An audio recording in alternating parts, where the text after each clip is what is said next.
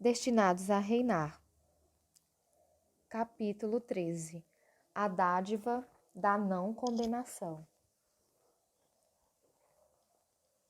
Quando eu já tinha concluído meus estudos, decidi arranjar um trabalho de período parcial, ensinando em uma escola primária, enquanto esperava que os resultados dos exames acadêmicos fossem divulgados.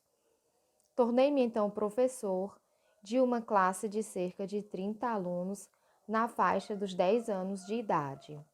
Certa manhã, uma das garotas de minha classe não apareceu. Eu não liguei muito para isso, pois era comum que os alunos faltassem à escola por um dia ou dois, por diversas razões. Mas enquanto eu orava em casa naquele dia, o Senhor trouxe essa menina em particular à minha mente. Eu orava regularmente por meus alunos, mas costumava fazer uma oração geral por todos eles. Por ter sido tão específico daquela vez, eu sabia que era o Senhor me guiando a orar por ela. Então eu orei para que o sangue de Jesus a cobrisse. Embora minha compreensão do sangue de Jesus fosse bem limitada naquela época, eu conhecia o suficiente para saber que o sangue dele protege. Portanto, foi por aquilo que eu orei. Vários dias após esse acontecimento, a menina ainda não tinha retornado à escola. Então, o nome dela e sua foto apareceram nos jornais. Sua história foi televisionada em rede nacional e em todos os jornais de maior circulação. Esta menina tinha sido, na verdade, sequestrada por um famoso assassino em série chamado Adrian Lin. Por ser um assassino que estava envolvido com o ocultismo, Adrian Lin sequestrava crianças e as oferecia como sacrifício humano aos ídolos que adorava. Entretanto, para surpresa de muitos, a menina foi solta pelo assassino em série. Quando entrevistada pela imprensa, ela contou que tinha sido carregada para uma pequena sala que cheirava fumaça de incenso. A sala era parcialmente iluminada, mas ela conseguia ver Adrian Lin executando algum tipo de rito cerimonial e oferecendo orações diante de seus ídolos. Subitamente, ele a fitou nos olhos e disse com desgosto que os seus deuses não a queriam. Então ela foi solta, tornando-se a única menina a ser solta por Adrian Lin. As outras crianças que foram sequestradas tinham sido brutalmente assassinadas. Quando ouvi isso, eu sabia que fora o Senhor quem a tinha protegido. Nenhum outro Deus poderia tomá-la, porque ela estava coberta pelo sangue de Jesus. Hoje, essa menina é uma adulta, casada, feliz mãe de filhos. Louvado seja o Senhor. O sangue protege você da condenação. Naquele tempo, eu não sabia qual era a principal função do sangue de Jesus ou porque ele provia proteção. Eu apenas cobria tudo com o sangue de Jesus. Não sou contra os cristãos clamarem o sangue de Jesus para proteção, mas hoje tenho uma compreensão mais profunda do seu sangue.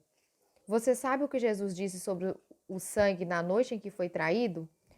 Durante a última ceia, quando Jesus segurou o corpo em suas mãos, disse: Este é o sangue da nova aliança derramado para a vossa proteção? Não, ele não disse isso, porque ele disse: Porque isto é o meu sangue, o sangue da nova aliança, derramado em favor de muitos para a remissão de pecados. Mateus 26, 28. O sangue de Jesus foi derramado para o perdão de todos os seus pecados. O sangue de Jesus protege? Sim, claro que protege. Mas, embora seu sangue nos proteja das artimanhas do diabo, essa não é a sua principal função. Não foi para isso que ele foi derramado. Saber que você está protegido da condenação o leva a reinar sobre o pecado, vício ou depressão que estão mantendo-o em cativeiro hoje. Meu amigo, a principal razão de o sangue do Salvador ter sido derramado foi o perdão dos nossos pecados. Isso significa que o sangue de Jesus também nos oferece proteção de qualquer forma de condenação. Quando você tem uma revelação de que o sangue de Jesus o fez justo e que todos os seus pecados são perdoados, você está protegido da condenação do acusador. É imperativo que você entenda isso, porque esta verdade lhe dá a confiança para entrar na presença de Deus ousadamente e vê-lo como um Pai amoroso. Esse conhecimento levará a reinar sobre o pecado, vício ou depressão, que estão mantendo-o em cativeiro hoje. Minha luta contra a condenação. Gostaria que alguém tivesse compartilhado essa revelação comigo quando eu estava vivendo a experiência de pensar que eu tinha cometido o pecado imperdoável. A condenação que eu sentia e a crença de que tinha blasfemado contra o Espírito Santo vinham de fato do acusador. Foi um terrível período para mim, e todos os ensinamentos que recebi na ocasião não ajudaram em nada. Hoje entendo que é impossível para um crente cometer o pecado imperdoável. O pecado de rejeitar constante e consistentemente a Jesus Cristo. Esse é o pecado imperdoável. Então, se você é um crente e já recebeu Jesus, não há como cometer esse pecado. Entretanto, ali estava eu, um jovem rapaz com praticamente nenhum conhecimento da nova aliança da graça, sem revelação de minha justiça em Cristo e sem a compreensão da principal função do sangue de Jesus. Sem essas verdades, caí em grande decepção.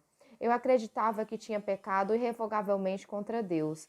Pensava que tinha blasfemado contra o Espírito Santo porque tivera maus pensamentos sobre Deus e sobre o Espírito Santo.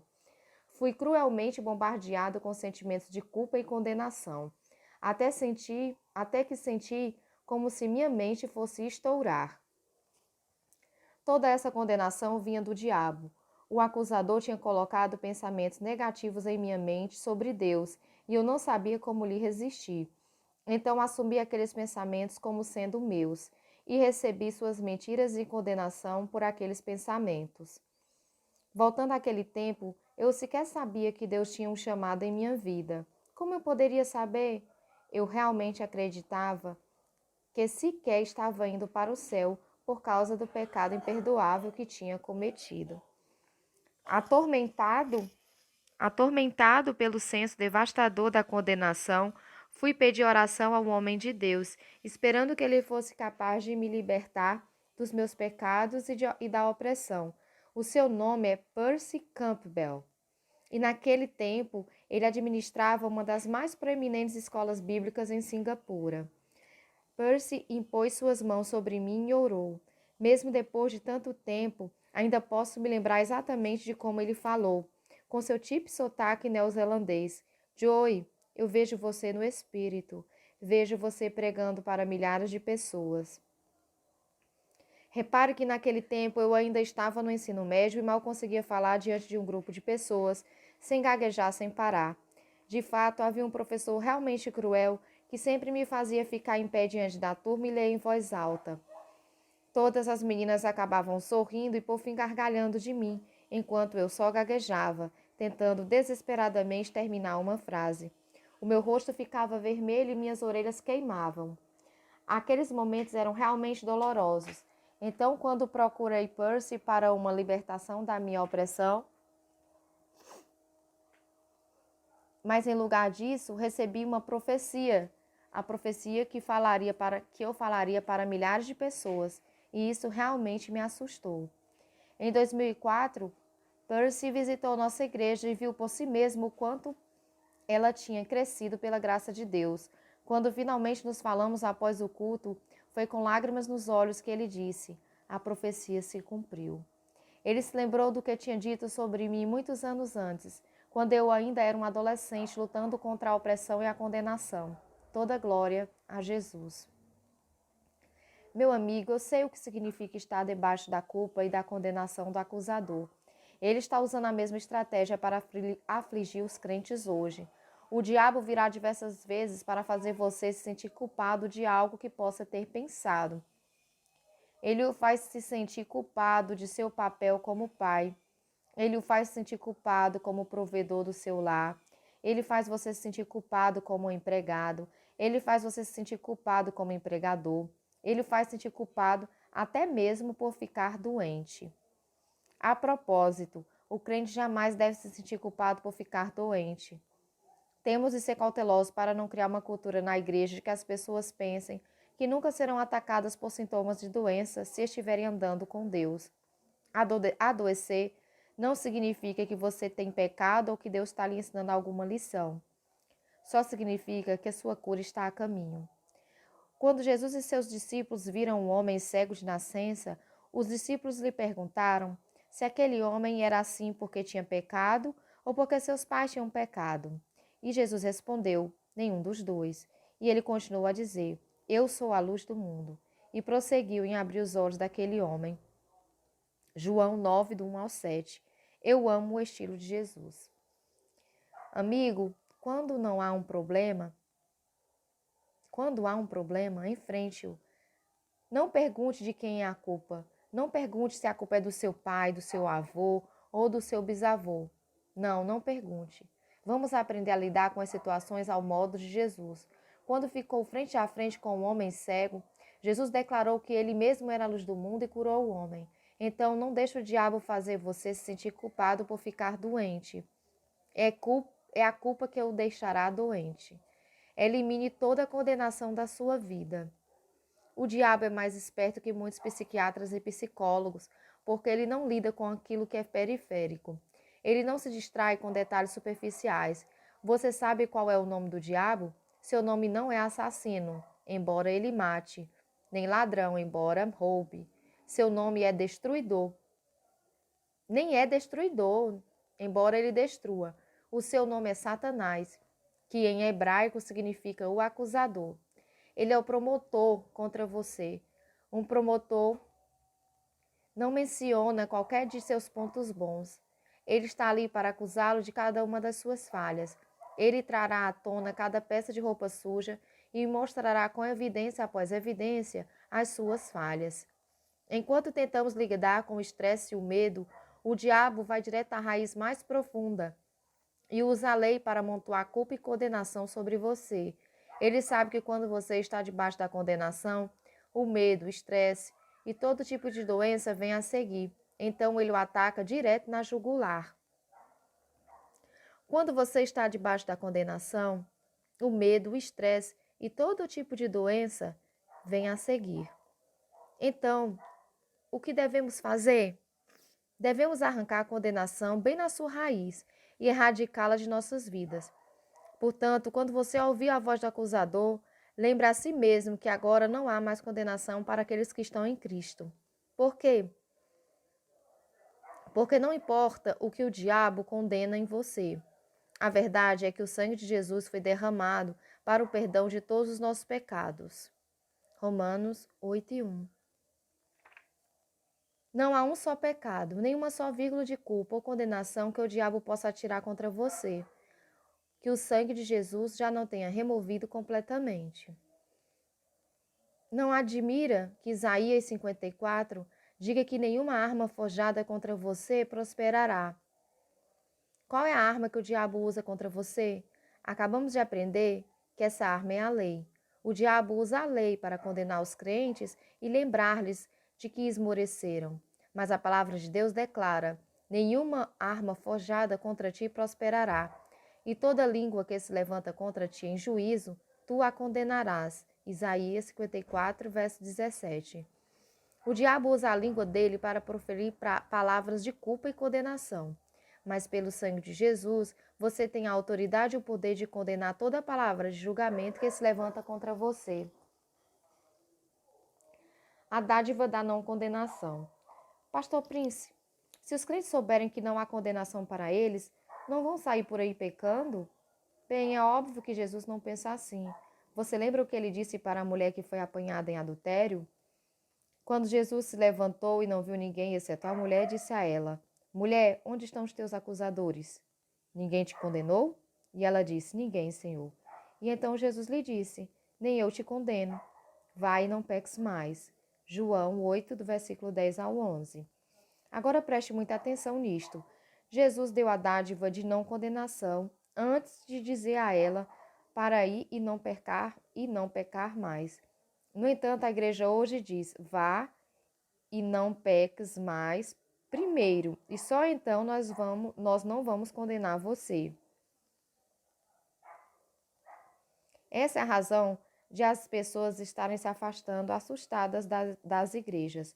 Não é porque elas estão se rebelando contra Jesus, é porque não foram apresentadas ao Jesus que dá ao pecador culpado a dádiva da não condenação. Muito frequentemente, os não crentes têm sido apresentados ao cristianismo como um conjunto de regras que somente os julga e condena. Se você fizesse uma pesquisa entre os não crentes para descobrir o que eles sabem sobre o cristianismo, muitos deles provavelmente estariam familiarizados apenas com os 10 mandamentos.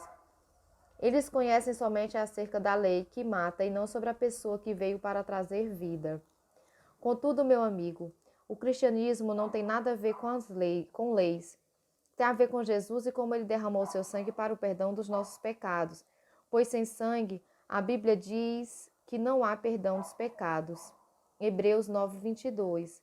É por isso que o cristianismo é um relacionamento baseado no sangue derramado de Jesus Cristo. Seu sangue purificou todos os nossos pecados, e as leis que se esperava que cumpríssemos, ele a cumpriu em nosso lugar. Até mesmo o próprio Jesus se pronunciou contra o legalismo. Suas palavras mais fortes foram ditas aos religiosos fariseus e não aos pecadores.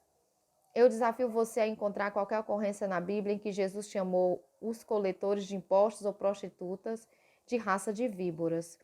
Agora voltemos à história da mulher pega em adultério. Deixe-me perguntar algo a você.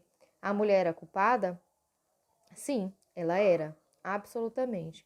Não há qualquer dúvida sobre isso. A Bíblia declara que ela foi apanhada em flagrante adultério. João 8:4. Mas em lugar de condená-la de acordo com a lei de Moisés, a qual requeria que ela fosse apedrejada até a morte, a lei de Moisés sempre ministra condenação e morte. Ela não pode salvar o pecador culpado. Jesus mostrou a ela graça e deu-lhe a dádiva da não condenação. Jesus acreditava que quando alguém realmente tem uma revelação de Deus, não o condena. Essa pessoa tem o poder de sair do círculo vicioso do pecado. Você acha que a mulher saiu, olhou para o amante dela e pulou de volta na cama com ele depois que recebeu a dádiva da não condenação? Não, é claro que não. É óbvio que Jesus acreditava que quando alguém realmente tem uma revelação de Deus, não o condena. Essa pessoa tem o poder de sair do círculo vicioso do pecado. Ela tem o poder de ir e não pecar mais. Em que você vai colocar a sua fé hoje? Na graça de Jesus que consome o pecado? Ou nos medos humanos de que os crentes usem a graça como uma licença para pecar? A condenação perpétua, o ciclo de derrota. Deixe-me dizer algo. Se você está debaixo da condenação, está condenado a repetir o pecado. Por quê?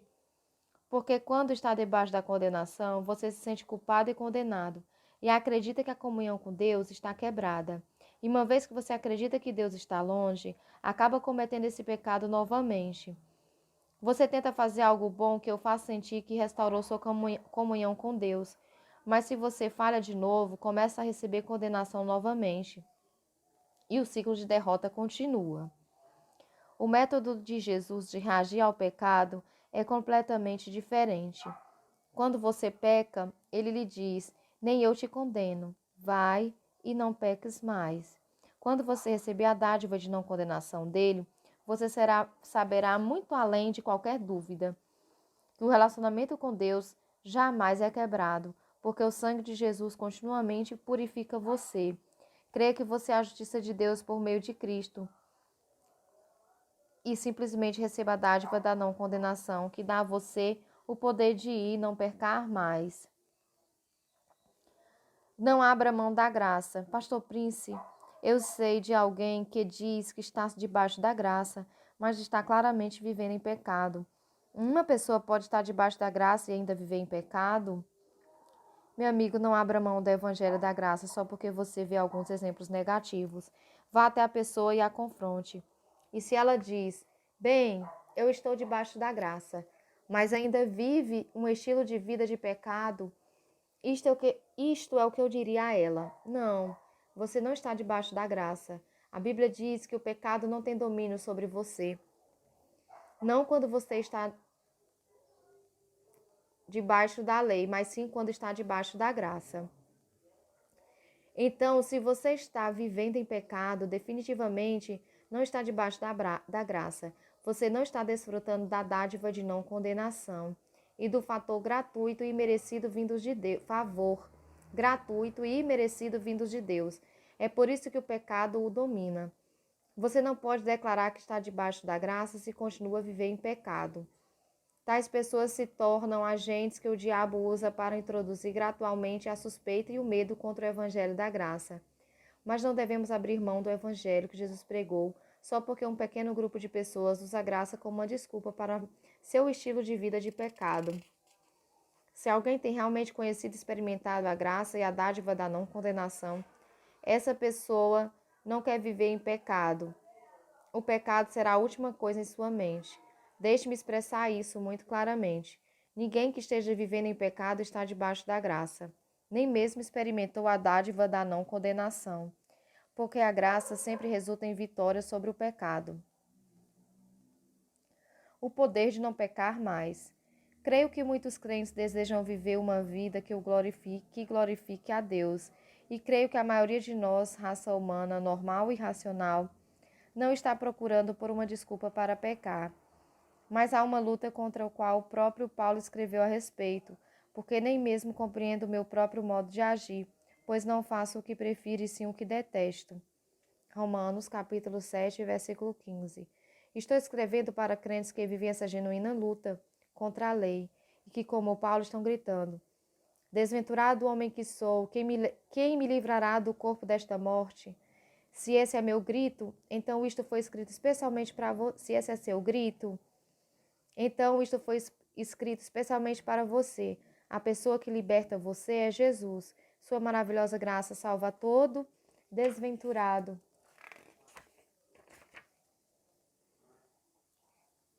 Em meio a todo o seu desalento, fraqueza e vulnerabilidade, Jesus olha para você com seus ternos olhos e lhe diz: onde estão os teus acusadores? Ninguém o condenou? Nem eu te condeno. Vai, não peques mais. Sempre que você falhar em pensamento, palavra ou ação, receba este renovo. Agora não há mais condenação para aqueles que estão em Cristo. Quando Jesus morreu na cruz, todas as suas falhas já foram condenadas em seu corpo. Hoje você é livre para viver uma vida vitoriosa, não por causa da sua obediência à lei, mas por causa da sua obediência em crer no sangue e na justiça de Jesus. Toda vez que você falhar em pensamento, palavra ou ação, receba este renovo. Agora não há mais condenação para aqueles que estão em Cristo. Paulo disse: porquanto o que for impossível à lei, no que estava enferma pela carne, isso fez Deus, enviando o seu próprio Filho em semelhança de carne pecaminosa, e no tocante ao pecado, e com efeito, condenou Deus na carne o pecado. Romanos 8, 3. O que a lei não podia fazer, Deus o fez. Observe o uso do tempo verbal no passado. Ao enviar o seu Filho, a lei não podia salvar o desventurado homem que éramos. Ela só podia nos condenar, mas Deus nos salvou ao colocar toda culpa, punição e condenação por nossos pecados no corpo de Jesus, no Calvário. Por intermédio de Jesus Cristo, sua herança hoje não é mais a culpa, a punição e a condenação por seus pecados, mas a justiça, a paz e a alegria. Esse é o caminho de Deus para que você experimente o sucesso em sua vida sem esforço, naturalmente. Ele já fez tudo isso em nosso lugar. Sua parte é simplesmente crer e receber. É assim que você caminha em vitória sobre o pecado, sobre os vícios, sobre os pensamentos negativos e todo o ciclo de derrota que o mantém em cativeiro. É uma boa notícia? Esse é o Evangelho de Jesus Cristo. Fim do capítulo 13.